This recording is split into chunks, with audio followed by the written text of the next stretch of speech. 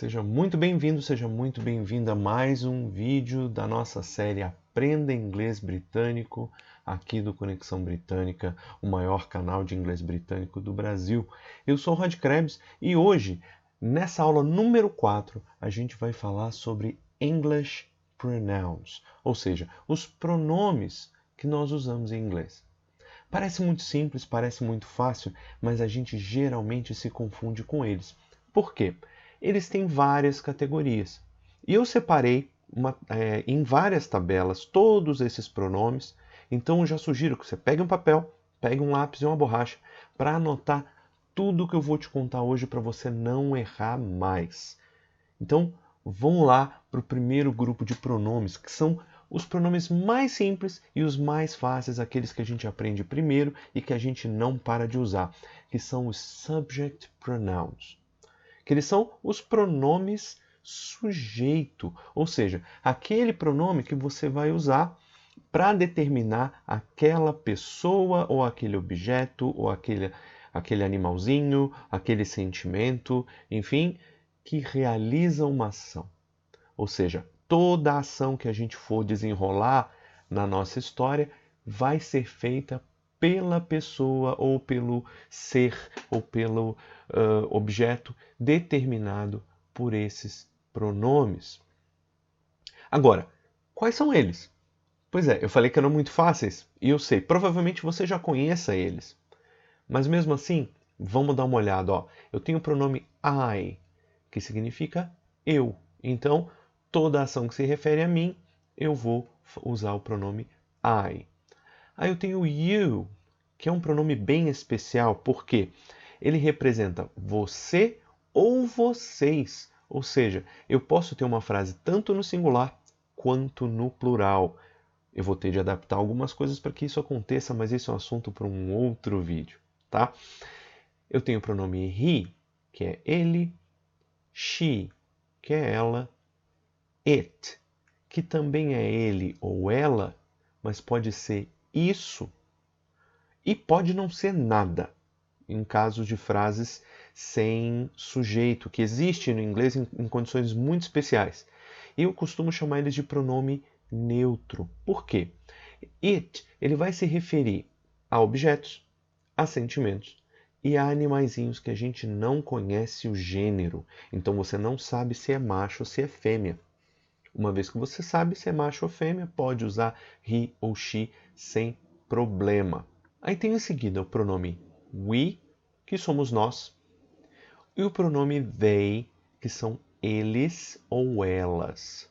Basicamente, o they, ele é o plural disso daqui, ó. He, she, it.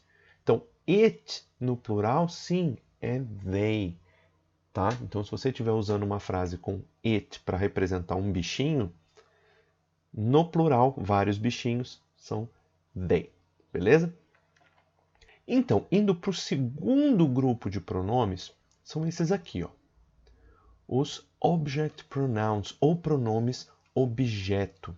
Então, esses são alguns pronomes que a gente geralmente se confunde, justamente porque alguns deles têm a mesma tradução que em português. Né? A gente já vai chegar lá. Agora, qual que é a diferença de um para o outro? Do subject pronoun para o object pronoun. Além da escrita ser diferente, qual a diferença em contexto? O object pronoun é um pronome que vai sofrer alguma ação. Ele não vai realizar ação nenhuma, ele só recebe a ação.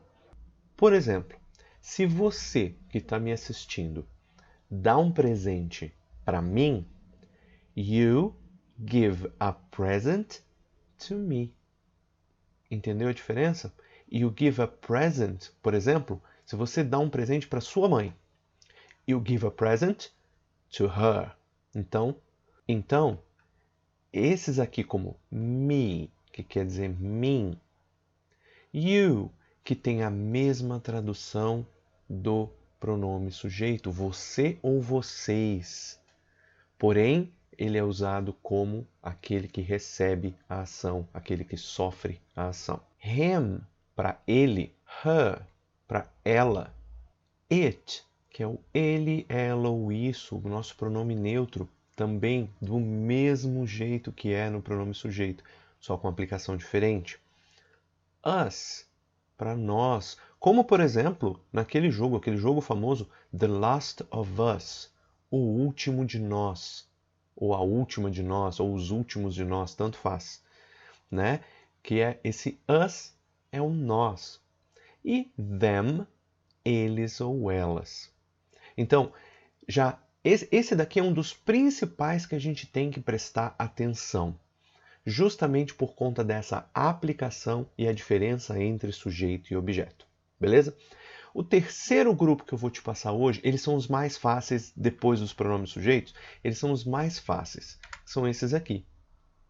São os pronomes demonstrativos, que é o this, que é este, esta ou isto. Perceba que é isto, tá? O that, que é aquele, aquela, aquilo ou isso. E qual que é a diferença entre os dois? Eu vou usar this para toda e qualquer coisa que eu consiga alcançar com a minha mão, que esteja ao meu alcance, eu consiga tocar. Então, se por exemplo, eu tenho aqui uma caneca aqui do meu lado, eu vou dizer this mug. Então, esta caneca. Ou se eu quero me referir a essa caneca sem mencioná-la, eu falo this is a mug. Ou seja, isto é uma caneca, porque eu posso tocá-la. Agora, se essa caneca estiver a uma distância que eu não consigo tocar, eu já vou usar that is a mug. Ou that mug is red and blue, por exemplo. Então, aquela caneca ou isso é uma caneca. Entende a diferença de uma para outra? Porque vez ou outra a gente se confunde no uso de this ou that. Então, this é algo que está muito próximo e eu posso tocar. That é algo que já está um pouco mais distante e eu não consigo tocar. E isso se aplica às outras duas formas também, these e those, que nada mais são do que o plural dos dois primeiros. E, óbvio, a aplicação é a mesma. Se eu tivesse 3 canecas aqui, eu posso tocá-las e dizer these mugs are beautiful. Então, essas canecas são lindas. Ou those mugs are very beautiful. Aquelas ali, aquelas canecas são muito bonitas. Então, anota isso para você não esquecer. This eu consigo tocar, that eu não consigo tocar. Beleza? Então, os próximos 2 grupos de pronomes são aqueles que a gente... O primeiro deles ele é muito fácil. Eu tenho certeza que é o mais fácil, depois desses 2 que eu falei que são mais fáceis, o pronome sujeito e os demonstrativos, eles, vamos dizer assim, é o terceiro nessa lista de mais fáceis. Já o próximo depois dele, a gente confunde com o primeiro. Então, vamos lá, vamos ver quais que são. O primeiro é o possessive adjective pronoun, ou o pronome possessivo adjetivo. Eu vou explicar o porquê desse nome já já, mas olha só. Entendendo que my é meu, your é seu, sua, seus ou suas, do mesmo jeito que you, singular e plural. His, dele. Her, dela. Its, dele, dela ou disso, também pronome neutro. Our, nosso. E their, deles ou delas. Perceba que sempre é a mesma relação com relação aos pronomes sujeito, né? Agora, esses aqui, de boa, é o pronome possessivo que a gente conhece, que a gente usa. Agora, esses aqui, que é o possessive pronoun, que é o pronome possessivo puro. Esse aqui a gente confunde com o anterior. Sabe por quê? A tradução, ó, é a mesma. É a mesma. Agora, o que muda é o contexto. E claro, o nome desse pronome, a escrita do pronome, né? Como mine, que é meu, yours, seu, suas, seus ou suas, his, dele, hers, dela, its, dele, dela ou disso, pronome neutro, ours, nosso, theirs, deles ou delas. E pronto, acabei de causar uma confusão enorme na sua cabeça, eu sei disso, mas espera aí, eu vou te explicar. Quando que eu vou usar o possessive adjective pronoun? Quando eu tiver um substantivo depois. Então, por exemplo, my house is big. Então, é a minha casa. My house is big. His hair is black. O cabelo dele é preto. Our car is broken. Nosso carro está quebrado. Então, sempre eu vou ter um substantivo depois. Por isso que ele é chamado de possessivo adjetivo. Um adjetivo é aquilo que dá qualidade para o substantivo. Logo, não é qualquer casa, é a minha casa. Não é qualquer cabelo, é o cabelo dele. Não é qualquer carro, é o nosso carro. Então, por isso que é um possessivo adjetivo. Já o possessivo puro, possessive pronoun, eu tenho, por exemplo, eu usei a frase, a minha casa é bonita. Ou é grande, eu acho que foi, é grande. A minha casa é grande. My house is big. Aí você olha para mim e fala, mine is bigger. Eu falei, a minha casa é grande. Aí você olha para mim e fala, a minha é maior.